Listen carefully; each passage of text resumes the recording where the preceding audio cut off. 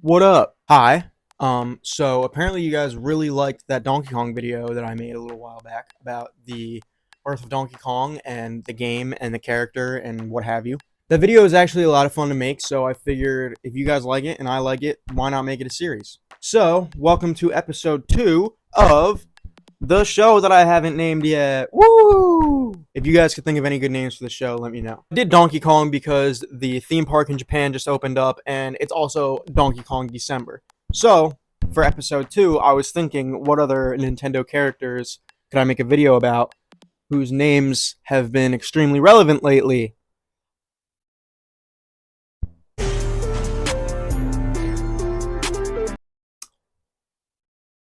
This episode is about Luigi. Just to clear a few things up, in the Donkey Kong video, I only covered the first 2 arcade games as well as that version of the character. I didn't even scratch the surface of the franchise or like the country series or anything like that. I'm not done with Donkey Kong. Don't worry, I'll get there. Same thing goes with Luigi here. I kind of just talk about the beginning stages of Luigi and the very early, beginning, phases of his life. I don't really talk about like the newer stuff like Luigi's Mansion and any of that, but I will eventually if you would like me to. And I also will if you don't like me to. So yeah, this episode's about Luigi. I hope you guys enjoy it. Bye. Okay, so picture this. The year is 1983, and you are an epic gamer. You walk into the arcade with a pocket full of quarters, and you're ready to play some games from your favorite game company, Nintendo.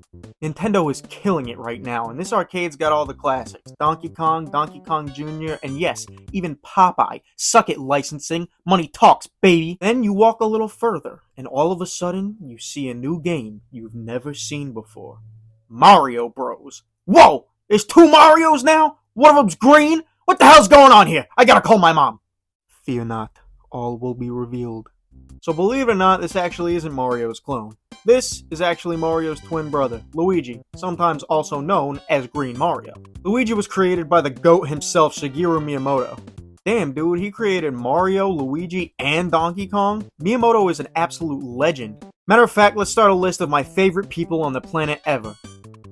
He's going up top. Luigi was created when Nintendo was developing their new arcade game that focused on 2-player gameplay. They wanted to highlight the fact that this was a 2-player game and they needed a character to fit that player 2 slot. So what better representative of a player 2 slot than a neglected younger sibling? Yeah, that's right, the Mario brothers are technically twins, but Luigi is apparently just a smidge younger. If I had to guess, he was probably born 420 seconds after Mario, and that's why he wears green. And so, instead of creating an entirely new character model, they took the design they had for Mario and threw some Nickelodeon slime all over it. The name Luigi sounds pretty similar to Ruigi, which means similar or synonyms in Japanese, but believe it or not, this was actually a complete coincidence. When they asked Miyamoto how he came up with the name Luigi, he pretty much just said it was the first Italian name he could think of after Mario. Yeah, that works. It's friggin' insane to me how a character with seemingly so little effort put into both his design and name could branch off into such a well-established and unique character in Nintendo's catalog. But we're not talking about that, okay? We're talking about when he still had no personality. Mario Bros. Was released to arcades in 1983 and featured Mario, the guy from Donkey Kong, and his brother Luigi, the guy from down the street. Gone are his days of carpentry. Mario and Luigi are now plumbers cleaning out the sewers of what I presume are the Mushroom Kingdom. If not, they have a serious infestation problem. The stage is littered with pesky little animals who are trying to kill you. And I mean it, man, like you don't want to mess with this gang of misfits. They are out for blood. You got these devolved Koopa Troopers called Shell Creepers. Oh wow, he's actually really cute. You got these vicious crabs called Sidesteppers. Aw, you look so happy, look at him. Oh, there's the Fighter Flies who, okay, you could not possibly make me hate this one. Look at him! Another interesting thing about Mario Bros. Was its unique gameplay mechanic. Now, a Mario novice may see this turtle and go, I know what to do, I'ma jump on it. And guess what? They would be dead. In this game, you have to bump these little goobers from underneath, flipping them on their backs. Only after that is when you can get up there and absolutely punt them off the screen to their demise. Apparently, this arcade game has 99 separate stages. Holy shit! That is a significantly larger number compared to Donkey Kong's measly 4. This game's actually pretty cool in my opinion, at least. It kind of acts as a link between the Donkey Kong version of Mario and the eventual Super version of Mario that we would get on the NES, introducing plenty of elements that are essential to the Mario franchise up until this day. Green pipes, evil turtles, collecting coins, hell, even the fact that Mario and Luigi are plumbers is still an aspect of the franchise that sticks around nowadays. Cue music, baby! When you think he's in trouble, you could call us on the double. We're faster. And that's about as much as I can play without getting personally murdered by Nintendo ninjas. But no doubt, the best and most essential thing to come out of Mario Bros. Arcade was our lean green ghost hunting machine, Luigi. But what if I told you that Mario Bros. Arcade was not Luigi's first appearance? I actually learned this from one of my favorite YouTubers, the Mentalk, so shout out homie for this one. But apparently, Luigi's actual first appearance was in a Game & Watch game geniusly titled Mario Bros. What's a Game & Watch, you may ask? Yeah, that's literally it.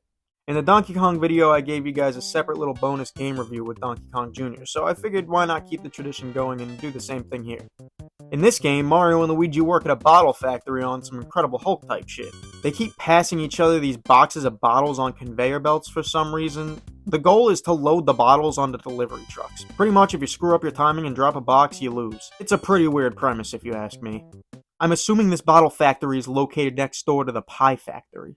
Whether you enjoy loading bottles onto trucks or kicking the crap out of cute little turtles, in the 80s you could always count on Luigi to make sure your little sibling didn't feel left out while you were gaming. Since then, Luigi has gained a humongous fan base and has developed a unique personality all on his own, separate to his brother, even spinning off into his own hit gaming franchise with the Luigi's Mansion series. It's Luigi, but spooky. Luigi's Mansion 3 for Switch is actually one of my favorite games on the system, so let me know if y'all want me to do a video on the Luigi's Mansion series. I'm gonna do it anyway eventually, but I love that engagement, baby, oh yeah!